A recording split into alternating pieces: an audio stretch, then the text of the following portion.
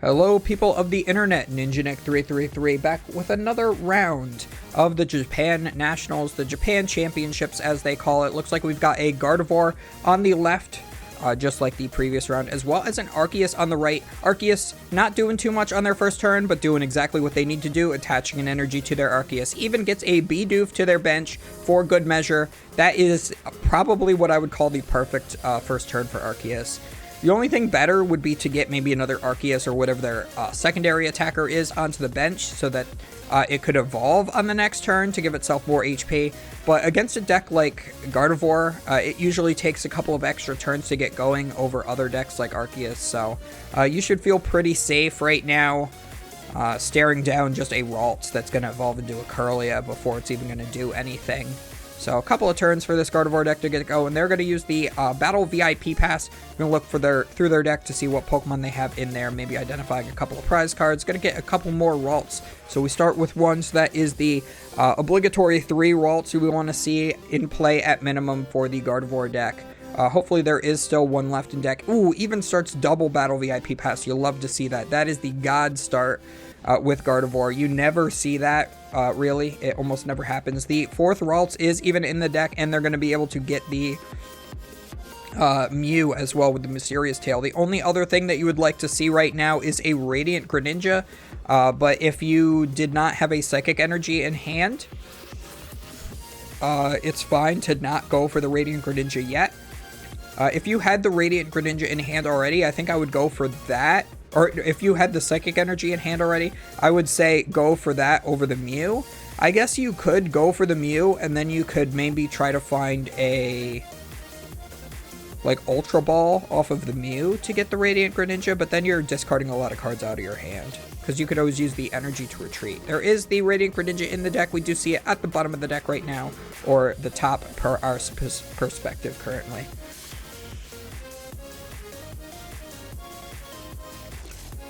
So we're going to use a Fog Crystal, search our deck for a Psychic Energy. We're going to keep going. We did use a Worker as our supporter for turn to draw 3. Not the ideal thing to do, but sometimes you just want to find some more cards. Would have felt a little bit better to use the Worker before the Battle VIP passes, because then you could have potentially drawn into one of the Raltses, and then you could have gotten the Radiant Greninja out. But it looks like, or the Cresselia if you just wanted to pass into that and let that die.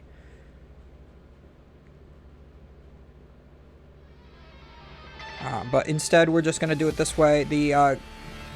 We are playing Grass and Psychic Energy in this Arceus deck, so I am going to safely assume that this is Arceus Giratina. I don't see any reason why it would be anything else, playing this combination of cards. It looks like it also has that Spiritomb in there, that good tech to shut off Mew. It does shut off the abilities of basic Pokemon V. It's usually used to counter Mew, but you could also play it in Mew in combination with Penny to play it a lot like the Path to the Peak builds currently do, where you shut off your opponent's Giratina or Genis X and then use your own.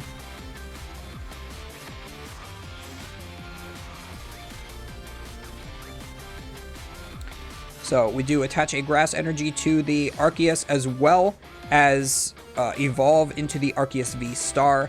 And we have the Bidoof evolving into the Bibarel on the bench as well. So we are going to...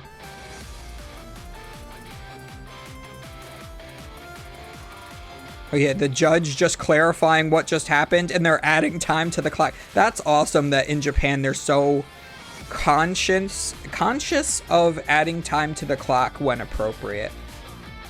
Every time there's any sort of judge interference in a match like that, they should always give you a time extension appropriate to the amount of time that they took away from your game. In America here, when I go to a regional, I'll have a judge ruling that takes 5 minutes and I won't get a time extension. It happens all the time. They've been better about it the last couple of judge calls that I've had at regionals. I had to call a judge on my opponent for because they tried to go for a knockout, and they were short with their Rotom V-Star on my Lugia because they only lost on 1 tool, and then I put the damage down because of my it was because of my what was it, my V-Guard energy. And then they tried to go back and lost out another thing, and I'm like, nope, you've passed that step of your attack. And I had to get a head judge. It was a long process. But they did give me an appropriate time extension for that, and it did go to turn 3 of time, so I'm very glad I got the appropriate time extension that I did. And I did end up winning that match, even without Dunsparce in my deck. Some of you guys have heard that story before. So we are going to use Arceus's Trinity Nova. We are going to do 200 damage, and we're going to put a Grass and a Psychic to the one Giratina V we just benched, as well as one Psychic to the Arceus V that we just benched as well. We even have another Bidoof here. Bidoof and Bibarel are the stars of this Arceus Giratina deck, being able to allow you to draw cards every single turn. You definitely need some sort of consistency option in your Arceus deck like Bibarel, otherwise you just kind of fall flat. It is really hard. After the Starbirth, you need the Starbirth usually to get going, and then after that, it's really hard to find the cards you need. So you need consistent draw, and that's why I think you should also have the Squo Vet as well. It's really good to have, like, if the setup here had one Squo Vet in play as well, if you just had a dead hand, you could just shuffle it, put it on the bottom, and then draw with Bibarel and get a fresh hand, and maybe you get that supporter you needed. Like if you're trying to counter the like Mew VMAX deck that's playing the Fusion Strike energies, you could dig a little further for your Giacomo. Or if you're just playing against like literally anything and you want to pick up your Arceus V Star to effectively heal it, put up that other Arceus V that you have on the bench, you could try to dig a little further for your Sharon's Care. So again, Bibarel, just a very good tool to help you get there. It was also a one prizer, so it feels really bad for your opponent to have to boss that up and knock it out to get rid of your consistency option, because it is only one prize, as opposed to other decks that rely heavily on something along the lines of Luminion, or even Genesect in the Mew deck. You could always boss up a Genesect when you have only basic energies on your Arceus V-Star and just knock it out. But how are you going to get to that boss if you don't have Bibarel? So it looks like we are going to evolve into the Mirage Step Kirlia. Again, a very odd choice that some of these Japanese players are including in their deck. I think that at this point we should be completely off the Mirage Step. It just does not seem to be working in a lot of these Gardevoir decks. 4 Refinement is just a lot better, because the amount of situations where you get the Mirage Step off for 3 Kirlias is very few. If you only get it off for 2, it just feels like you shouldn't have even done it and just left maybe like a Cresselia or a Mew in the active and just hard evolved into a Refinement and drew a couple cards. If you get the full 3 Kirlias off of it, it's really good, because then you're saving Ralts for later in the game for rare candy evolutions. But just getting 1 here feels really bad. Feels really bad. But you gotta do what you gotta do sometimes. So you're evolving a Kirlia just to get a Kirlia and then letting your Kirlia die. So you're coming out with like a net 0 from using Mirage Step as your attack for the turn. Like you could have just, you know, put up Cresselia, put up Mew, used Mew's ability, you know, stuff like that. So even playing the Avery here. Oh no, well, or no, or maybe they're just talking about Avery. No, he had to have just played Avery. It just came up on the screen. No, I guess he didn't play Avery. So I guess the judges, or the commentators, the Japan commentators, are talking about Avery, how that would be super destructive right here, and I do completely agree. I think Avery is a very good card for Arceus to be playing against a deck like Gardevoir. He has a full bench here. The Avery would have discarded 2 of those Pokemon. It would have likely been the Mew and one of the Ralts.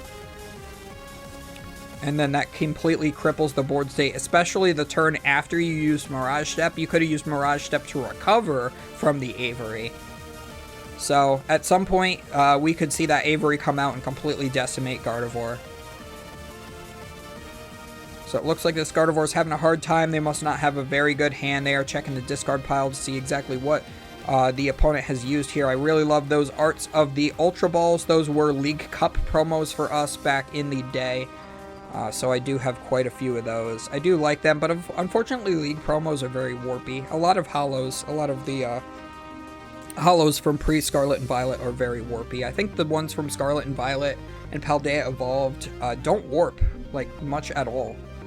which is fantastic. But if you're playing like expanded and you have an A-spec in your deck, you have to go to the head judge the day before the tournament and ask for a proxy to be made. Like permission to have a proxy. And then they like sign an energy card with their name and then write the name of the A-spec card on the energy. And then you get to play for with that for the tournament. I know, I think Rahul Reddy got one of his full art Junipers destroyed by one of his opponents, so he had to play with a proxied Professor Juniper research for the rest of the tournament, which was really funny.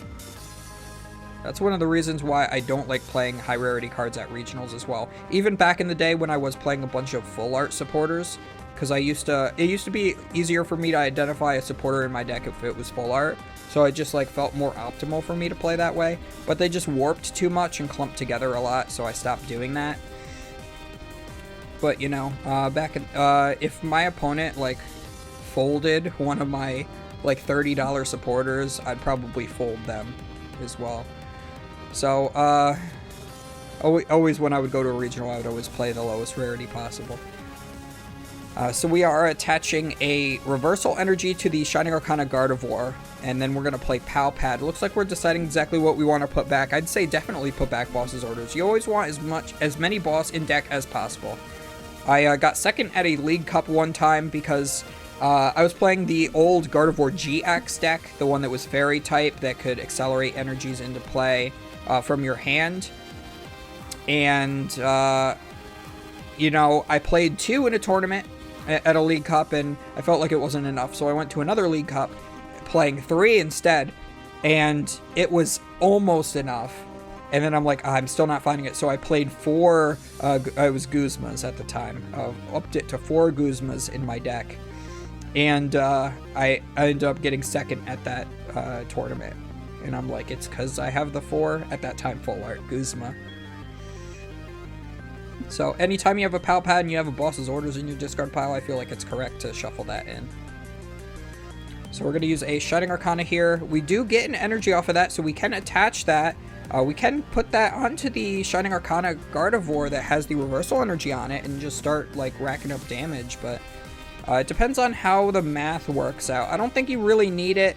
Maybe if you were attacking into one of those V Maxes that have the 300 plus HP, but we're hitting a 200 HP Pokemon that already has 1 damage counter on it. So we're going to put 4 energies from the discard pile onto this Gardevoir, plus the 3 from the reversal energy, the 3 rainbows, because you are losing unprized cards currently.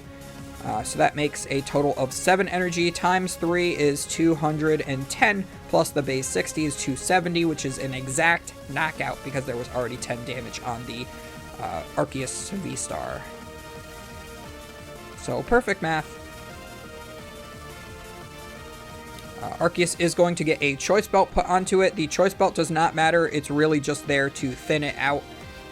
You could have also attached it to the Bibarel, and it would have felt just as correct, but it's a little bit more correct on the Arceus because if you are to hit into a Zacian V at some point, Zacian V starts at 220 HP, and if you put even a single energy on it with Shining Arcana, the Choice Belt does allow you to take the knockout. So definitely putting it onto the Arceus is correct. You want to save the tool attachment on the Giratina V-Star for the Cleansing Gloves, because the Cleansing Gloves allows you to do 30 more damage to your opponent's Psychic Pokemon. So even though the Choice Belt does not boost damage to the Pokemon EX like the Gardevoir EX, you can put the Cleansing Gloves on the Giratina to boost its damage output with Lost Impact from 280 to 310.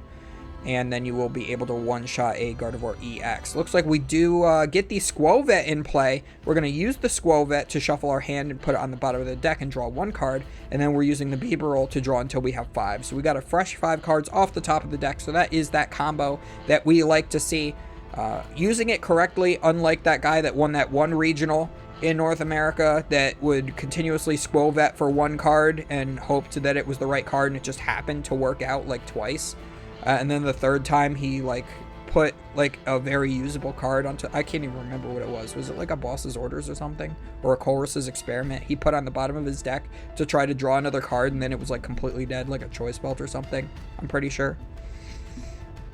But we get that Cleansing Glove, so now we are one boss's orders away from being able to take a 2-prize knockout on a Gardevoir EX. We even get the Path to the Peak in play so that the Gardevoir EX's ability is null and void.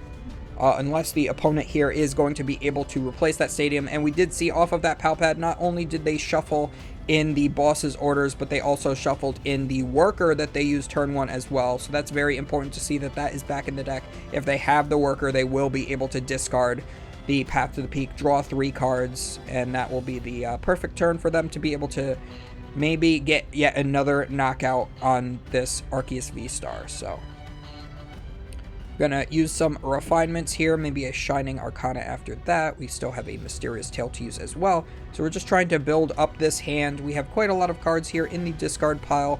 We've got 5 energies in the discard pile. So that is 150 damage plus base 60 is 210. So still need another energy or 2 here in order to be able to swing into this dude. Hopefully maybe another reversal energy will get you there. And as I say it, here it comes. So we do have knockout this turn as well, being able to one-shot yet another Arceus V-Star in back-to-back turns. Again, playing the double reversal energy does feel pretty good, especially when you are behind like that. You can also be behind and use a 1-prizer to knock out a 2-prizer, and then all of a sudden you are ahead on prize cards. And then for the turns where reversal energy are no longer active, you can just use your Zacian and save it for then. So yeah, Gardevoir did get a big power boost in this set, Paldea Evolved, by being able to utilize that reversal energy. It usually starts out behind because it takes so long to get a stage 2 deck going, so it's only natural to have a comeback mechanic such as the reversal energy in the deck. If we were playing something like Expanded, this deck would have already been playing something along the lines of Counter Energy, which is the same thing but only is 2 instead of 3 energy, but you could put it on any Pokemon. Any 1-prize Pokemon, because I think it says that you can't put it on EX or GX Pokemon.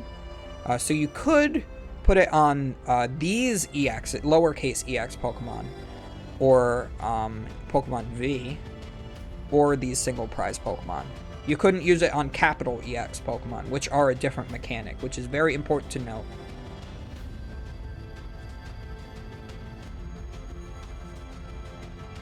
So we are seeing, it looks like a Super Rod here. We're going to shuffle back in the Zacian V as well as a Shining Arcana Gardevoir. We do have that one Kirlia available to us, so that can evolve into Shining Arcana as well. So those are another couple good attacking options here in order to follow up this Shining Arcana that we have.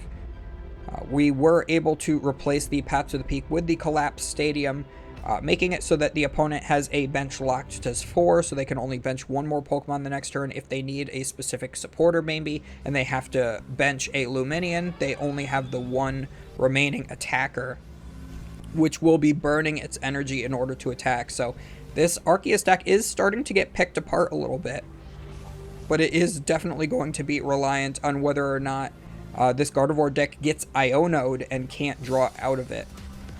But again, even if it does get Iono'd, it has the draw off of the Kirlia's Refinement, so it will be able to draw 2 for the Iono, plus 1 for turn, plus another 2 for Refinement.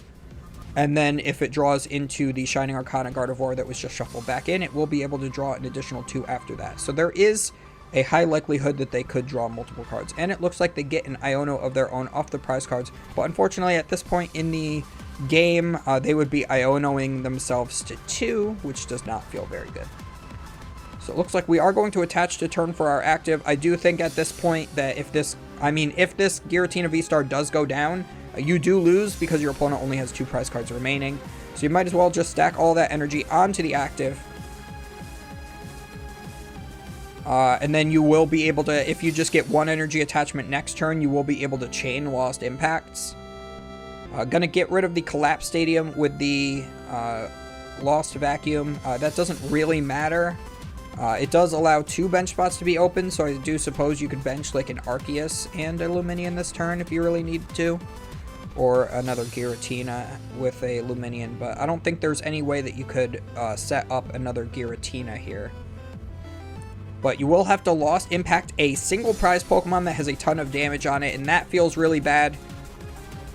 So here we go. Lost Impact. It would have felt a lot better if we did get a boss's orders this turn and were able to knock out the Gardevoir EX. But again, if we did do that, the Gardevoir that has all of the energy on it would still be in play. The reversal energy would not be active, but you could always maybe attach for turn and get a lucky Shining Arcana off and still be able to knock out the Greninja V-Star. So it's more correct to knock out the active and hope that you have the boss's orders on the next turn. You just really need this Gardevoir deck to not be able to draw well off of this Iono. So they have been Iono'd to 2.